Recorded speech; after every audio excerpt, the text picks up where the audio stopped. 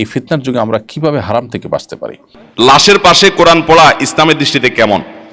সাকিব আল হাসান, আপনি লিখেছেন আইডি থেকে, ওয়াজের সাথে মিউজিক লাগানোর বিষয়টি কতটুকু যুক্তিযুক্ত? অনেকে ওয়াজের সাথে মিউজিক যুক্ত করে নেটে ছাড়ছেন। জান্নাতে সবাই যদি যুবকই হয় তাহলে কেন জান্নাতে বৃদ্ধদের সর্দার হবেন আবু বকর এবং ওমর রাদিয়াল্লাহু তাআলা আনহু? কবর স্থানের উপরে বাড়ি বানানো যাবে কিনা? মৃত্যু পর্যন্ত কিভাবে ইমানকে মজবুত রাখা যায়? নামাজ পড়তে গিয়ে এক সূরা থেকে অন্য সূরা চলে গেলে সাউ সিজদা দিতে হবে কি? জ্ঞান ও মেধা ও স্মৃতিশক্তি বাড়ানোর উপায় কি? বিবাহের সুন্নতি পদ্ধতি সম্পর্কে বিস্তারিত জানতে চাই। বাবা মায়ের জীবদ্দশায় ছেলেমেয়েরা সম্পদের ভাগিদার হতে পারবে কিনা? ইসলামী দৃষ্টিতে একজন মুসলিম নারীর ক্যারিয়ার কি হতে পারে? কিভাবে আল্লাহর সন্তুষ্টি পরিপূর্ণ অর্জন করা যাবে এবং তবার উপর অটল থাকা যাবে? কবর স্থানের উপরে বাড়ি বানানো যাবে কিনা? না ভাই, কবরস্থানের উপরে বাড়ি নির্মাণ করা যাবে না। সহিহ মুসলিমের হাদিসে বর্ণিত হয়েছে, নবী করিম সাল্লাল্লাহু আলাইহি ওয়াসাল্লাম নিষেধ করেছেন কবরের উপরে জাঁকজমকপূর্ণ কোনো কিছু করতে এবং কবরের উপরে বসতে, ওয়া আইয়ুবনা আলাইহি, এবং কবরের উপরে কোনো স্থাপনা নির্মাণ করতে নবী সাল্লাল্লাহু আলাইহি ওয়াসাল্লাম নিষেধ করেছেন। তাছাড়া আপনার এটা শিরকের দিকে মানুষকে নিয়ে যায়। একটা জায়গায় কবর ছিল, সেখানে যদি বাড়ি হয়, ওই বাড়িকে মানুষ শ্রদ্ধা করবে, যেটা এখানে অমুকের কবর। আস্তে আস্তে শ্রদ্ধা করতে করতে শিরকের দিকে যেতে পারে, এটি একটি বড় কারণ। তৃতীয়ত, নবী করিম সাল্লাল্লাহু আলাইহি ওয়াসাল্লাম কবরের উপরে অনেক উঁচা করে যে পাকা করা হয়, সুন্দর করে উঁচু করে, সেগুলোকে ভেঙে মাটির সাথে মিশিয়ে দিতে বলেছেন নবী করিম সাল্লাল্লাহু আলাইহি ওয়াসাল্লাম, আলেজানকে নির্দেশ করেছেন। তাহলে কবরের উপরে ঘর বাড়ি এভাবে নির্মাণ করা জায়েজ নয়।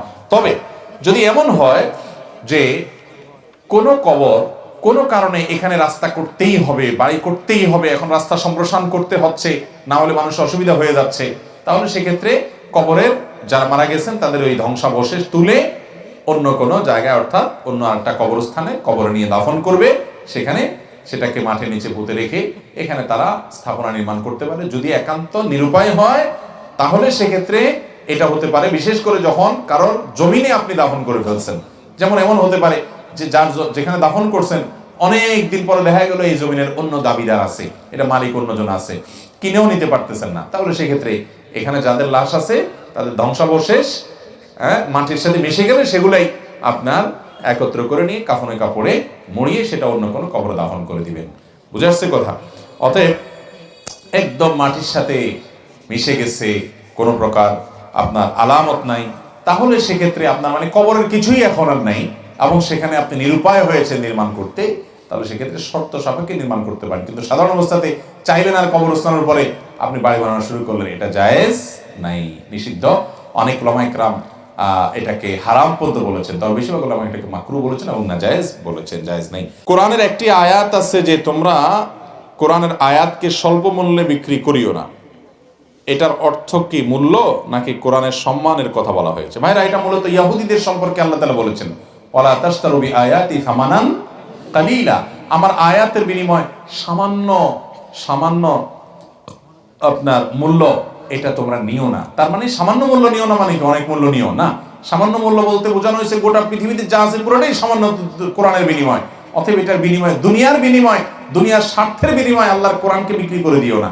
এখানে কি উদ্দেশ্য নেওয়া হয়েছে? মুফাসসিরিন ইকরাম এর সবচেয়ে প্রসিদ্ধ মত হলো, ইহুদিদের মধ্যে একটা চরিত্র ছিল, সেটা হলো যে তারা কোনো পয়সাওয়ালা মানুষ টাকা পয়সা দিয়ে দিলে আল্লাহর অনেক বিধানকে গোপন রাখত। একজন পয়সাওয়ালা একটা অন্যায় করেছে, তার উপর আল্লাহর একটা দণ্ডবিধি প্রচার আপনার আরোপ হয়, সে পয়সা কড়ি খায়া তারা চুপচাপ থাকতো, তাদের আলেমরা কিছু বলতো না। কিন্তু একই কাজ একজন গরিব মানুষ করছে, পয়সা দিতে পারে না, তার ব্যাপারে আল্লাহর ওই নির্দেশ ঠিকই বাস্তবায়ন করতো। তাহলে আল্লাহর আয়াতকে তারা গোপন করতো বিভিন্ন জায়গায়, সেজন্য আল্লাহ বলেছেন, ওইটা বুঝাইছেন যে তোমরা এর বিনিময়ে এটা বিক্রি করো না। আবার অনেক মুফাসসিরগণ বলেছেন যে তাদের প্রতি যে আল্লাহ কিতাব নাজিল করেছেন, ওই কিতাব পাঠ দান করে শিখিয়ে পারিশ্রমিক গ্রহণ করার ব্যাপারে নিষেধাজ্ঞা আরোপ রয়েছে, যে তারা এটা নিতে পারবে না। কিন্তু আমাদের নবী করিম সাল্লাল্লাহু আলাইহি সাল্লামের প্রতি যে দ্বীন আল্লাহ তাআলা দিয়েছেন, যে শরীয়ত দিয়েছেন, এই শরীয়ত আর আগের নবীদের যে বিধিবিধান শরীয়ত, এটা হুবহু এক না। সকল নবীদেরকে আল্লাহ তাআলা যে শরীয়ত দেন সেখানে কিছু স্বাতন্ত্র, কিছু বেশ কম, কিছু ভিন্নতা থাকে। তো আমাদের নবী করিম সাল্লাল্লাহু আলাইহি সাল্লামের শরীয়তে দ্বীনের কোন শিক্ষা দান করে কেউ পারিশ্রমিক নিলে সেটা জায়েজ আছে। নবী করিম সাল্লাল্লাহু আলাইহি সাল্লাম কোরআন শিক্ষা দেওয়ার পর তীর নেওয়ার পর একজনকে বলেছেন জাহান্নামের তীর নিয়েছো। এই হাদিসের বিপরীতে নবী করিম সাল্লাল্লাহু আলাইহি সাল্লামের সময় কোরআন যারা শিক্ষা দিয়েছেন, কোরআনে যারা নির্ধারিত হয়ে গেছে, তাদের এটা ডিউটি হয়ে গেছে, তাদের জন্য পারিশ্রমিক নির্ধারণ করেছেন। এটা হলো চূড়ান্ত বিধান, সর্বশেষ বিধান যে যদি কেউ কোরআন শিক্ষা দেওয়ার জন্য সময় ব্যয় করে তাহলে সে পারিশ্রমিক নিতে পারে। এই ব্যাপারে সারা বিশ্বের কোনো মাযহাবের বাইরে যারা আছেন কোনো আলেমের কোনো দ্বিমত নাই যে আজান, ইমামত, কোরআন শিক্ষা এবং দ্বীন শিক্ষাদান করা এগুলোর বিনিময় গ্রহণ করা যায় যাচ্ছে, কারণ এগুলোর জন্য কিছু মানুষ নিজেকে অবসর করে না রাখলে এই কাজগুলো সঠিকভাবে আদায় করা সম্ভব হয় না। তার যে জীবন ধারণের জন্য পারিশ্রমিক নেওয়া জায়েজ আছে। আবু বকর রাদিয়াল্লাহু তাআলা যখন খলিফা হন তখন উনি তো আল্লাহর দ্বীনের দায়িত্ব হিসাবে ইসলামী রাষ্ট্র পরিচালনা করেন। তিনি দায়িত্ব পাইলেন মদিনা রাষ্ট্রের নবী সাল্লাল্লাহু আলাইহি ওয়াসাল্লাম ওয়াফাতের পর। একবার তিনি ওই রাষ্ট্রীয় দায়িত্ব পালন করার মধ্যে হঠাৎ করে দোকানে যাচ্ছেন বাজারে। পথে আবু বকর, ওমর রাদিয়াল্লাহু তাআলা এবং আবু উবাইদা ইবনে জাররাহ রাদিয়াল্লাহু তাআলার সাথে দেখা। ওনারা বলেন আপনি কই যান? বলে যে বাজারে যাচ্ছে, দোকান খুলবো না। বলে যে আশ্চর্য, একটা রাষ্ট্রের দায়িত্ব আপনাকে দেওয়া হয়েছে, আপনি দোকানদারি করবেন, তো ওই টাইমে রাষ্ট্র দেখবে কে? তিনি বলছেন আমার সংসার আছে না। তখন ওরা বললেন যে না, রাষ্ট্রীয় কোষাগার থেকে আপনাকে ভাতা দেওয়া হবে, সেটা দিয়ে আপনার সংসার চলবে, আর আপনার সময়টা পুরোটা আল্লাহর দ্বীনের জন্য, ইসলামী রাষ্ট্রের জন্য আপনি ব্যয় করবেন। তখন তারা ভাতা নির্ধারণ করে দিলেন এবং তিনি পুরো দায়িত্ব পালন করলেন। সকল সাহাবা একরাম এটি মেনেছে। অতএব রাসূল আকরাম সাল্লাল্লাহু আলাইহি সাল্লাম থেকেই, খোলাফায়ে রাশিদিন থেকেই দ্বীনের মৌলিক কাজে যে কয়েকটা কাজ আছে নির্দিষ্ট কয়েকটা, এগুলোর করে যদি কেউ পারিশ্রমিক গ্রহণ করে তো সেটা নাজায়েজ বা হারাম নয়। কোরআনে ইহুদিদের সম্পর্কে যদি কোনো কথা বলা হয় তো তার সবগুলোর বিধান মুসলমানদের জন্য, অর্থাৎ এই আখির নবীর উম্মতের জন্য সকল বিধান প্রযোজ্য না। ইহুদিদের জন্য অনেক বিধান ছিল যেগুলো আমাদের ক্ষেত্রে প্রযোজ্য না, প্রথম কথা। আর দ্বিতীয় কথা হলো এই আয়াতের সবচেয়ে প্রসিদ্ধ ব্যাখ্যা হলো সেটি যে তারা মূলত বড়লোকরা আসলে মাসআলা একরকম দিত, গরিব আসলে মাসালা আরেক রকম দিত, পয়সা খায়া মাসালা ঘুরে দিত, আল্লাহর আয়াতটাকে চাপায় রাখতো, মানুষকে বুঝতে দিত না। তো আল্লাহ তাআলা সেটা সম্পর্কে বলেছেন ওয়ালা তাশতারু বিআয়াতি সামানান কালিলা, দুনিয়ার বিনিময়ে আমার আয়াত বিক্রি করবা না। আল্লাহু আ'লাম বিস-সাওয়াব। নামাজ পড়তে গিয়ে এক সূরা থেকে অন্য সূরা চলে গেলে সাউ সিজদা দিতে হবে কি? নামাজ পড়তে গিয়ে হঠাৎ আপনি এক সূরা থেকে আরেক সূরাতে চলে গেলেন, যদি আপনি বুঝে বুঝে যান একটা সূরাতে একটা জায়গা গিয়ে দাঁড়াইছেন, সেখানে অর্থ পূর্ণাঙ্গ হয়েছে, ওয়াকফ করছেন জায়গা মতো, অজায়গায় দাঁড়ান নাই, এটা বুঝেন, এরপর আপনি অন্য জায়গা থেকেও তেলাওয়াত করলেন, নামাজ হবে, অসুবিধা নেই। তবে সালাতের ক্ষেত্রে সুন্নাহ হলো আপনি যে কোনো একটা জায়গা থেকে তিলাওয়াত করে, বিশেষ করে একটা পূর্ণাঙ্গ সূরা পড়তে পারলে সেটা বেশি ভালো, এটা উত্তমের ব্যাপার, উত্তম। যদি কয়েক জায়গা থেকে আপনি পড়তে চান তাহলে সেক্ষেত্রে আপনি অর্থ বুঝেন এবং কোন জায়গায় দাঁড়াইতে হয় সেটাও বুঝেন, এভাবে পড়লেন কোনো অসুবিধা নেই। আর যদি এমন হয় যে আপনি অর্থ বুঝেন না কিন্তু ভুলে গেছেন, এক জায়গা থেকে হঠাৎ করে আরেক জায়গায় চলে গেছেন, মুসাবা আয়াত যেটাকে বলে, তাহলে এটা অনিচ্ছাকৃত হলে কোনো অসুবিধা নাই। আর যদি ইচ্ছাকৃত আপনি এরকম করেন এবং তাতে অর্থের বড় কোনো বিকৃতি না ঘটে, এক জায়গায় যায় ওয়াকফ করছেন, এবার আরেক জায়গাতে পড়তেছেন, নামাজ হয়ে যাবে। কিন্তু ইচ্ছাকৃতভাবে এরকম টকাটকি করে মাঝখানে বাদ দিয়ে তারতিব ছাড়া যেখানে সেখানে সালাত আদায় করা ঠিক না। বিশেষ করে শেষের দিকে পড়ে পরে পেছনের দিকে গেলেন, এরকম করা মাকরুহ। কিন্তু যদি কেউ এরকম এক এক জায়গা থেকে একটু একটু করে পড়ে, অর্থ বুঝে বুঝে এবং ধারাবাহিকতা রক্ষা করে, নামাজ হয়ে যাবে। তবে উত্তম হলো ওই যে নবী আকরাম সাল্লাল্লাহু আলাইহি সাল্লাম যেখান থেকে পড়তেন টানা পড়তেন। তবে হ্যাঁ, এক রাকাতে একটা পড়লেন, পরের রাকাতে আরেক জায়গাতে অবশ্যই পড়তে পারেন। আমি একই রাকাতের কথা বলছি। এটা নবী করিম সাল্লাল্লাহু আলাইহি সাল্লাম বিভিন্ন সময় দেখা গেছে যে এক রাকাতে সূরা বাকারার আমানা রাসূল তেলাওয়াত করেছেন, আর পরের রাকাতে সূরা আলে ইমরান থেকে তেলাওয়াত করেছেন, এটাতে কোনো অসুবিধা নাই। একই রাকাতের মধ্যে এখান থেকে একটু ওখান থেকে একটু এভাবে নিয়ে নিয়ে তেলাওয়াত করাটা অনুত্তম। যদি করতে চান অর্থ বুঝে আপনি যদি করেন নামাজ হয়ে যাবে, কিন্তু উত্তম হলো ধারাবাহিকভাবে আপনি তেলাওয়াত করা। সম্প্রতি ভারতের এক ধর্মগুরু এবং ক্ষমতাসীন দলের এক নেতা আমাদের প্রিয় নবী সাল্লাল্লাহু আলাইহি সাল্লাম এবং ইসলাম ধর্ম নিয়ে কটূক্তি করেছে। এর প্রতিবাদে সেখানকার মুসলমানরা চলো মুম্বাই নামে পদযাত্রা শুরু করেছেন। ভারতীয় দিনের ইসলাম ও মুসলিমদের ঘৃণা প্রকাশের মাত্রা বেড়েই চলেছে। এর প্রেক্ষিতে সেখানকার মুসলমানদের করণীয় কী বলে মনে করেন? দেখুন, ভারতীয় ধরনের ইসলাম বিদ্বেষ আজকে নতুন নয়। হ্যাঁ, বিগত আমলগুলোর তুলনাতে বিশেষ করে আমরা এইবার দেখেছি, বিশেষ করে এই বিজেপির যে লম্বা শাসন আমল চলছে, সেই শাসন আমলে যে মুসলমানরা সেখানে একেবারেই অনিরাপদ। ভারতের তথাকথিত যে ধর্ম নিরপেক্ষতার কথা বলা হয়ে থাকে, এই ঘটনা তার স্বরূপকে উন্মোচন করেছে। যে ধর্ম নিরপেক্ষতার নাম দিয়ে সেখানকার সংখ্যালঘু মুসলমানদের উপরে যেভাবে নির্যাতন চালানো হচ্ছে, মানসিকভাবে নির্যাতন চালানো হচ্ছে, এই যে তথাকথিত পুরোহিত, তিনি প্রিয় নবী সাল্লাল্লাহু আলাইহি ওয়াসাল্লাম সম্পর্কে আপত্তিকর যে সমস্ত মন্তব্য করেছেন, সেগুলো ভারতের তথাকথিত ধর্মনিরপেক্ষতাবাদের যে আসল রূপ সেটাকে ফুটিয়ে তোলে। এই জন্য আসলে আমরা যদি ভালো মুসলমান হই তাহলে জগৎটা যেরকম পরিবর্তিত হয়ে যাবে, ঠিক একইভাবে প্রত্যেক দেশের নাগরিকরা নিজেরা ভালো না হলে তাদের আসলে সংবিধানে কি আছে না আছে সেটা দিয়ে আসলে তাদেরকে সভ্য অসভ্য ভালো মন্দ নিরূপণ করা যায় না। একজন সাধারণ মানুষ হিসাবে আমরা যে কাজগুলো করতে পারি সেগুলোর কথা আমি বলবো, এবং সে সাথে সে দেশের মুসলমানদেরকেও আমরা বলবো যে আপনারা আপনাদের জায়গা থেকে প্রতিবাদ অব্যাহত রাখুন, এবং এখানে শান্তিপূর্ণ প্রতিবাদ করতে গিয়ে যদি আপনি মৃত্যুর মুখে পতিত হন, আশা করে যে আল্লাহ তাআলার কাছে আপনি শাহাদাতের মর্যাদা লাভ করবেন। কারণ এটা অনেক বড় একটি বিষয় যে অন্যায়ের বিরুদ্ধে আমরা কথা বলবো, বিশেষ করে যখন শিরকে লিপ্ত হতে বলা হচ্ছে বা নবী সাল্লাল্লাহু আলাইহি সাল্লামের প্রতি অবমাননা করার প্রচেষ্টা করা হচ্ছে। দেখুন, মুসলমানের অন্য সব বিষয় ছাড় দেওয়ার সুযোগ থাকলে নবী সাল্লাল্লাহু আলাইহি সাল্লামের মর্যাদার ক্ষেত্রে কোনো ছাড় দেওয়ার সুযোগ নেই। এই জন্য এই বিষয়টাকে সর্বোচ্চ গুরুত্ব দিয়ে আমাদেরকে দেখতে এবং প্রতিবাদ অব্যাহত রাখতে হবে। আমরা যারা দেশে আছি তারা এর প্রতিবাদ স্বরূপ সে দেশের সমস্ত পণ্যগুলো বয়কট জোরদারভাবে আমরা করতে পারি। এছাড়া আলম খান লিখেছেন, মৃত্যু পর্যন্ত কিভাবে ইমানকে মজবুত রাখা যায়। দুঃখিত, মৃত্যু পর্যন্ত ইমানকে সুদৃঢ় রাখবার জন্য কোরআন কারীমকে আঁকড়ে ধরার কোনো বিকল্প নেই। আল্লাহর আয়াতগুলোকে পড়া, বোঝা, উপলব্ধি করা, পুনর্পাঠ করা এবং আঁকড়ে ধরা, এটা হলো ইমানকে দৃঢ়ভাবে আঁকড়ে ধরার জন্য অন্যতম উপায় এবং মাধ্যম। মুসাদ্দক খন্দকার, আপনি আমাদের ইউটিউব চ্যানেলে লিখেছেন, আমার বোনের স্বামী আমার বোনকে কথায় কথায় 3 লক্ষ টাকার বান্দি বলে, এবারে কিছু বলুন। ভাই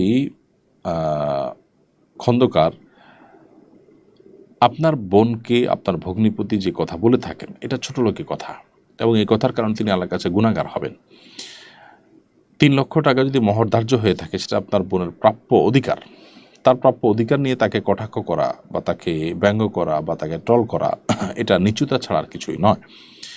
আমরা দোয়া করি আল্লাহ তাআলা তাকে হেদায়েত দান করুন, তার মধ্যে আল্লাহর ভয় যেন জাগ্রত হয়, তিনি যে ভালো মানুষ হন সেই তৌফিক আল্লাহ তাআলা তাকে দান করুন। এবং সেই সাথে আপনার বোন যদি সবর করেন তার এই অত্যাচার সহকারেও আল্লাহ তাআলা তাকে আজর বিনিময় দান করবেন। আর যদি দেখা যায় যে তার আসলে সংশোধন এর আশা খুবই ক্ষীণ, এদিকে আপনার বোন তার কাছ থেকে ডিভোর্স নেওয়ার মাধ্যমে অন্যত্র ব্যবসা দিতে যেতে পারেন, এরকম যদি হবে বলে মনে হয় এবং ওগুলোকে সংশোধনের উপায়ও না থাকে, তাহলে সেক্ষেত্রে সেদিকে যথাযথ যে অভিজ্ঞ মানুষ আছেন তাদের সাথে পরামর্শ করে সেদিকে যাওয়ার রাইটও আছে।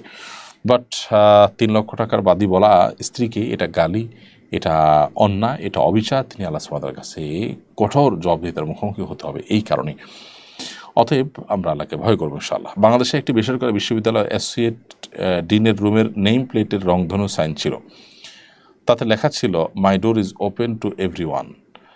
স্পষ্ট যে তিনি ট্রান্সজেন্ডার ও সমকামিতার সমর্থক। অবশ্য প্রতিবাদের পরে সাইনটা সরিয়ে নেওয়া হয়েছে। বাংলাদেশের মতো মুসলিম প্রধান দেশে প্রকাশ্যে এই ধরনের দৃষ্টতার শাস্তি কী হওয়া উচিত? দেখুন, আমরা জানি আমাদের প্রচলিত আইনেও সমকামিতা এটা শাস্তিযোগ্য অপরাধ হিসাবে এটাকে উল্লেখ করা হয়েছে। বাংলাদেশের ধর্ম বর্ণ নির্বিশেষে সকল ধর্মের সকল বর্ণের মানুষ সমকামিতাকে ঘৃণা করে এবং এটাকে পাপ অপরাধ মনে করে, অন্যায় মনে করে। অর্থাৎ এই দেশের মানুষের মূল্যবোধ পরিপন্থী একটি কাজ এটি। সেটিকে পশ্চিমা দুনিয়া থেকে যারা আমদানি করার চেষ্টায় রত আছেন বা লিপ্ত আছেন, সেই মানুষগুলো বেশিরভাগই আসলে বিদেশিদের দৃষ্টি আকর্ষণ করা, তথাকথিত সুশীল সাজা, বিভিন্ন দেশে ভিসা প্রাপ্তি কিংবা বিভিন্ন দেশ থেকে নানান প্রজেক্ট পাওয়ার জন্য এই কাজগুলো সাধারণত সচরাচর করে থাকেন। যে দেশের সংখ্যাগরিষ্ঠ মানুষ একটি কর্মকে ঘৃণা করে, যে দেশের প্রচলিত আইন একটা জিনিসকে অপরাধ হিসেবে উল্লেখ করা হয়েছে, সেটাকে সহজীকরণের যে প্রচেষ্টা সেটা হলো রাষ্ট্রবিরোধী কর্মকাণ্ড, সেটা হলো গণবিরোধী কর্মকাণ্ড। গণের আকাঙ্ক্ষা বা জনসের আকাঙ্ক্ষার বিপরীত কাজ করার মধ্য দিয়ে মানুষকে শত্রু জায়গা দাঁড় করানো হচ্ছে। বিধায় এই জায়গাটাতে আমাদের সবাইকে সোচ্চার হতে হবে এবং অন্যায়কারীরা কোনোভাবে যাতে অন্যায় করে পার না পায় সেদিকে খেয়াল রাখতে হবে। এরপর নাজমা আক্তার, আপনি লিখেছেন, বাবা মায়ের জীবদ্দশায় ছেলেমেয়েরা সম্পদের ভাগিদার হতে পারবে কিনা। বাবা মায়ের জীবদ্দশায় ছেলেমেয়েরা সম্পদ পেতে পারে বাবা মা যদি তাদেরকে উপহার হিসাবে দেন সেই হিসাবে। তবে কোরআন সুন্নাহ বর্ণিত হার অনুযায়ী ছেলেমেয়েরা যে সম্পদের ভাগ পাওয়ার কথা সেটা হলো বাবা মার মৃত্যুর পর, সেটা জীবদ্দশায় কখনো তারা নিতে পারেন না। হ্যাঁ, জীবদ্দশায় বাবা মা যদি খুশি হয়ে সন্তানদের মধ্যে ভাগযোগ করে দিয়ে দেন, ঠিক আছে, ছেলেকে কিছু দিলেন, মেয়েকে কিছু দিলেন, ভাগযোগ করে তাদেরকে সম্পদ দিয়ে দেন, তাহলে সেটা জায়েজ আছে, এটা একান্ত বাবা মার ব্যাপার। কিন্তু তারা দিলেও সেক্ষেত্রে সমতা বজায় রেখে তারপর দিতে হবে। আর মৃত্যুর পরপর তারা সন্তানরা নিজেদের মধ্যে বাপ দাদার বাবা মা যিনি মারা যান তার সম্পদে অন্যদের যে অধিকার আছে সেটি তারা আদায় করবেন। তাহলে সেক্ষেত্রে জীবদ্দশাতে আপনি আপনার সন্তানকে গিফট দিতে পারবেন, সেক্ষেত্রে সমতা বজায় রাখতে হবে। আর সন্তান বাবা মার কাছ থেকে গিফট নিতে পারবেন, সেক্ষেত্রেও তার সমতা বজায় রাখা হচ্ছে কিনা খেয়াল রাখবেন। আপনাকে আপনার বাবা বেশি দিলেন, মা বেশি দিলেন, হ্যাঁ বেশি দেওয়ার একটা যৌক্তিক গ্রাউন্ড থাকতে পারে। চলো যে কেউ কোনো কারণে অগ্রাধিকার পাওয়ার হক রাখে, যেমন সে পিছিয়ে আছে, সে একটু শারীরিকভাবে উইক, সে একটু বেশি খেদমত করেছে, বা সে একটু ভালো মানুষ, সে কারণে তাকে কোনো কিছু দেওয়া হলো স্পেশালি, সেটা কিন্তু জায়েজ আছে, না জায়েজ নয়। এমনিতে ভাগ করবে যখন তখন সমান হারে ভাগ করতে হবে। আর মৃত্যুর পর যে হারে ভাগ করা, সেটা জীবদ্দশা করতে পারবে না, ওটা মৃত্যুর পরেই ওই হারে ভাগ করতে হবে। হিসাব আপনি ইউটিউব চ্যানেলে লিখেছেন, যদি কোনো কৃষক কারো কাছ থেকে 1,00,000 টাকা নেয়, সে টাকা 1 বছর পরে ফেরত দেওয়ার সময় যদি বাড়তি 12 বা 15,000 টাকা অতিরিক্ত দেওয়া হয়, এটা কি সুদ হবে? ক্রেতা বিক্রেতার মধ্যে কোনো চুক্তি নেই, এরকম কোনো চুক্তি নেই যে টাকাটা ফেরত দেওয়ার সময় অতিরিক্ত দিতে হবে বা হবে না।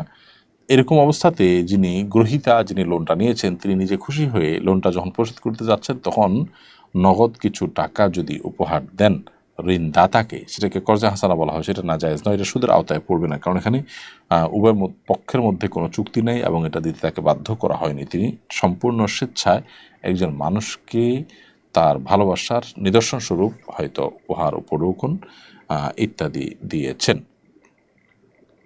অর্থাৎ আমাকে লোন দিয়েছেন আপনি, আপনার প্রতি আমার কৃতজ্ঞতা বোধ থেকে আমি অতিরিক্ত টাকা দিয়েছি, তো এটা জায়েজ আছে।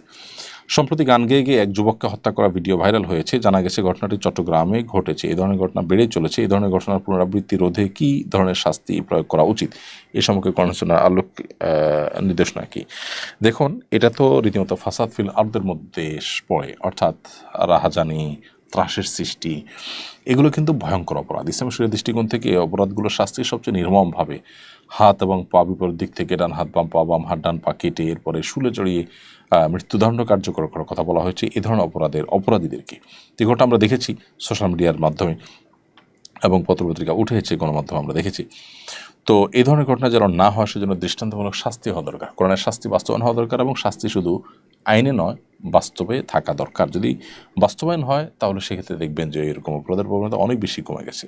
ইদানিং কিশোর গ্যাং এর উৎপাত যেরকম বেড়েছে, নানা রকমের অপরাধী চক্র, ডাকাত, রাহাজানি করা, এই মানুষগুলোরও কিন্তু নানা রকমের দৌরাত্ম্য বেড়ে চলেছে। আলহামদুলিল্লাহ কিছুটা বাংলাদেশ আর্মি সহ অন্যান্য বাহিনীগুলোর তৎপরতার কারণে কমেছে, কিন্তু এটাকে স্থায়ীভাবে নিরাপদ একটা নগরীতে পরিণত করতে হলে এই জাতীয় বিচার বহির্ভূত হত্যা বা মব জাস্টিস যেটাকে বলছি, এটা বন্ধ করতে হবে। তরুণরা কারোর প্রতি ধারণা হলো যে তিনি অমুক অন্যায় কাজটা করেছেন, আর ধারণার ভিত্তিতে তাকে তিনি মারতে থাকলেন। মারতে মারতে ঢাকা ইউনিভার্সিটি দেখেছি আমরা, খাইয়ে তারপরে ঠান্ডা মাথায় দ্বিতীয় দফা আবার তাকে মারতে মারতে তাকে মেরে ফেলেন। আর এখানে নাচ গান করতে করতে একটা মানুষকে মারা হচ্ছে, অর্থাৎ এখানে জেদের ব্যাপার না, ঠান্ডা মাথায় ফুর্তি করতে করতে মারা হচ্ছে। এটা আমার মনে হয় জাহিলি যুগকেও হার মানাবে। নবী সাল্লাল্লাহু আলাইহি ওয়াসাল্লাম তথা ইসলামের পূর্বে যে আরবে জাহিলি যুগ ছিল, তারাও এতটা নির্মম, নিষ্ঠুর এবং এতটা নোংরা চিন্তার ছিল বলে আমার মনে হয় না। আল্লাহ তাআলা মাফ করুক। এই জন্য সেটাকে জাহিলিয়াতে উলা বলা হয়েছে, আর এটা হলো জাহিলিয়াতে ওখরা বা জাহিলিয়াতে সানিয়া বা দ্বিতীয় জাহিলিয়াত। এমনি জোবায়ের হোসেন আপনি লিখেছেন, কীভাবে আল্লাহর সন্তুষ্টি পরিপূর্ণ অর্জন করা যাবে এবং তওবার উপর অটল থাকা যাবে? আল্লাহর সন্তুষ্টি অর্জন করার জন্য সকল গুনাহ এবং পাপ বর্জন করা, আল্লাহর সমস্ত আদেশ নীতিগুলো মেনে চলা, এটাই হলো এর একমাত্র উপায়। এর পাশাপাশি তওবার উপর অটল থাকার জন্য গুনাহের পরিবেশ থেকে সরে আসা জরুরি। আল্লাহ সুবহানাহু ওয়া তাআলার কাছে দোয়া করা খুব বেশি জরুরি, অনবরত দোয়া করা, চোখের পানি ফেলতে থাকার জন্য আল্লাহ তাআলা তওবার উপর অটল অবিচল থাকার তৌফিক দান করেন। এরপরে DHHDB এআইডি থেকে আপনি আমাদের ইউটিউব চ্যানেলে লিখেছেন, কেউ সিগারেট খাওয়ার জন্য টাকা ধার চাইলে কি তাকে টাকা ধার দিতে পারবো? কেউ যদি সিগারেট বা ধূমপান করবার জন্য আপনার কাছে টাকা ধার চায়, তাহলে তাকে আপনি সেই ধার দিবেন না, কারণ এই টাকা ধার দেওয়া মানে হলো তার অন্যায় কাজে তাকে আপনি সহযোগিতা করলেন। পুলিশের নতুন রিক্রুটমেন্ট হচ্ছে, আমি আবেদন করতে চাইছি, পরীক্ষায় টিকলে আপনি আমাকে কী উপদেশ দিবেন? একজন ভালো পুলিশ কীভাবে হতে পারি?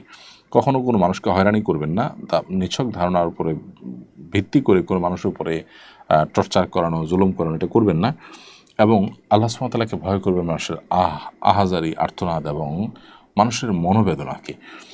এজন্য আপনি কোনো অবস্থাতেই যেন ঘুষ, তারপর আত্মীয়করণ এবং আমানতদারিতার খেয়ানত যতভাবে হয়, সেগুলো থেকে যেন আপনি বেঁচে থাকতে পারেন। আমরা আপনার জন্য দোয়াও করি এবং নসিহাও করি। শিখা এআইডি থেকে আপনি ইউটিউব চ্যানেল আমাদের লিখেছেন, পরিবার থেকে বিয়ে দিয়েছে কিন্তু ছেলে ভালো না, এখন পরিবার সবাই বলে আমার নাকি কপাল খারাপ, এতে আমি কষ্ট পাই না, দয়া করে এতে আমি কষ্ট পাই, দয়া করে এই বিষয়ে বলবেন। দেখুন বোন শিখা, কার নসিবে কি আসবে সেটা আল্লাহ তাআলা লিখে রেখেছেন।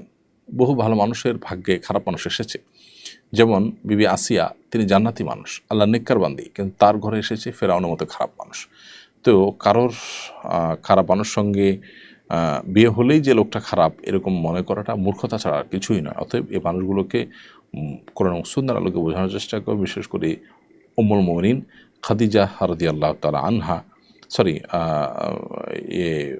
আসিয়া রাদিয়াল্লাহু তাআলা আনহা, তিনি যে ফেরাউনের ঘরে সংসার করেছেন এবং তার সাথে থেকেছেন, একটা কাফেরের সাথে সংসার করেছেন, তো এর মানে কি তিনি খারাপ ছিলেন? তো স্বামী খারাপ হলে যে স্ত্রীটা খারাপ, সেজন্যই খারাপ স্বামী তার কপালে এসেছে এমনটি জরুরি নয়। আবার এর বিপরীতে ভালো যে মানুষ আছে তারা আমরা দেখি অনেকে তাদের জীবনে খারাপ মানুষ পড়েছে। তো এটা কোনো জরুরি না যে জীবনসঙ্গিনী দেখে আপনি কারো ভালো মন্দ নিরূপণ করবেন। মাহিদুল ইসলাম মাহিদি লিখেছেন, নামাজের মধ্যে বায়ু নির্গত হলে করণীয় কি? সাথে সাথে চলে যাবেন, উজু করে এসে যে জায়গায় চলেছে ওখান থেকে বাকি নামাজ পড়বেন, মাঝখানে যদি কথাবার্তা বলে না থাকেন। নুসরাত জাহান আনিসা লিখেছেন, জ্ঞান ও মেধা ও স্মৃতিশক্তি বাড়ানোর উপায় কি? অনেকগুলো টিপস আছে, সোশ্যাল মিডিয়ায় দেখতে পারেন, আমরা অনুষ্ঠানের শেষ দিকে আছি। আব্দুল্লাহ মাহমুদ লিখেছেন, বিয়ের ব্যাপারে নিজের পছন্দ আর মায়ের পছন্দ কোনটা বেছে নিব, সমন্বয় করতে পারলে ভালো হয়। যদি মা অযৌক্তিক কোনো দিক এর কারণে তিনি পছন্দ করে থাকেন, তাহলে সেক্ষেত্রে তার পছন্দ অনুযায়ী বিয়ে করতে আপনি বাধ্য নন শরীয়তে। ওয়াক্ত হয়েছে কিন্তু নামাজ পড়ার আগেই পিরিয়ড হয়ে গেছে, এ নামাজ কি কাজা পড়তে হবে? ওয়াক্ত হয়েছে, যথেষ্ট সময় ছিল, আপনি কাজা আদায় করতে পারেন নাই, তো এটি অবহেলা। বিশেষ করে অনেকে একেবারে ওয়াক্তের শেষ মুহূর্ত পর্যন্ত নিয়ে যান। তো শেষ মুহূর্ত পর্যন্ত নিয়ে যাওয়া বা সময় পার করে দেওয়া, একদম শেষের দিকে গিয়ে আপনার পিরিয়ড হয়ে গেল, তো সেই নামাজটা আপনাকে পড়তে হবে, বিশেষ করে যদি পুরো ওয়াক্তই আপনি অলমোস্ট পার করে দিয়েছেন, এরকমটি হয়। এমডি ইমন খান লিখেছেন, সোমবার এবং বৃহস্পতিবার রোজা রাখার ফজিলত যদি বলতেন। সোমবার বৃহস্পতিবার রোজা নবী সাল্লাল্লাহু আলাইহি ওয়াসাল্লাম নিয়মিত রাখতেন। সোমবার রাসূল সাল্লাল্লাহু আলাইহি ওয়াসাল্লাম জন্মগ্রহণ করেছেন, সেজন্য তিনি বারে রোজা রাখতেন। যদিও আমাদেরকে প্রত্যেকের জন্মের বারে রোজা রাখতে তিনি বলেন নাই, বাট তিনি রোজা রেখেছেন। এবং সাপ্তাহিক আমলনামা বান্দার আল্লাহর কাছে উপস্থাপিত হয়ে থাকে এই সময়, সেজন্য এই সময়টাতে রোজা রাখার গুরুত্ব অপরিসীম। এমনি মুজাহিদুল ইসলাম লিখেছেন, কোনো মাসবুক ব্যক্তি যদি ইমামের সাথে উভয় দিকে সালাম ফিরিয়ে নেয় তবে তার করণীয় কি? যদি ভুলে সালাম ফিরিয়ে ফেলেছেন এরকম হয়, তাহলে শেষে সিজদা সাহু দিয়ে দিবেন। এরপরে প্রশ্ন হলো, আমি কোরআন প্রতিযোগিতার প্রথম 3 ধাপে অংশগ্রহণ করিনি, পরবর্তী ধাপে কি অংশগ্রহণ করতে পারবো? হ্যাঁ, আপনি পরবর্তী ধাপে অংশগ্রহণ করতে পারবেন। কোনো ধাপের সাথে কোনো ধাপের কোনো সম্পর্ক নয়, প্রত্যেকটা ধাপেই কিন্তু কোরআন কারীমের কম্পিটিশনে আপনি অংশগ্রহণ করতে পারবেন।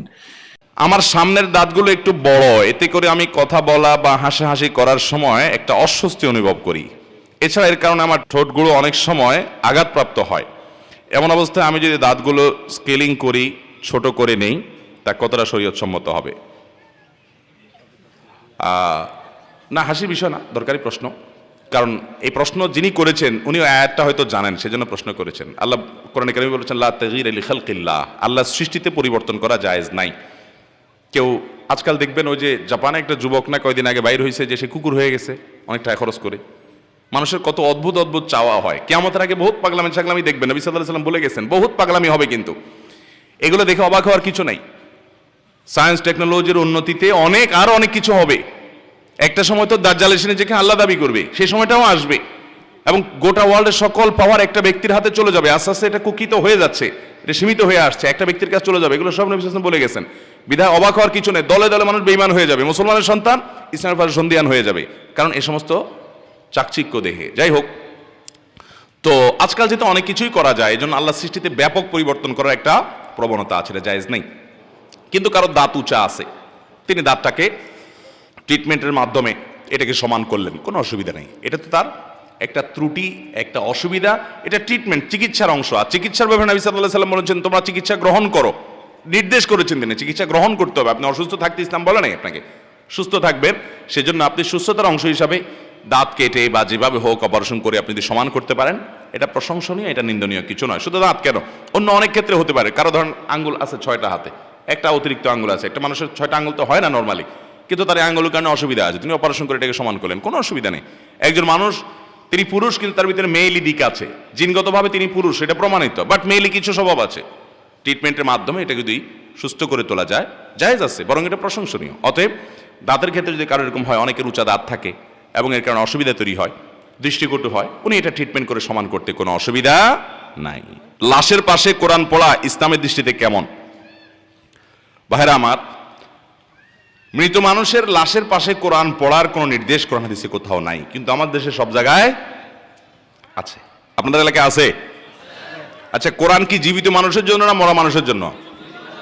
তাহলে একটা মানুষ মারা যাওয়ার পরে তার লাশের পাশে কোরআন পড়লে ওই লোকটা কি শুনবে? তাহলে কি লাভ?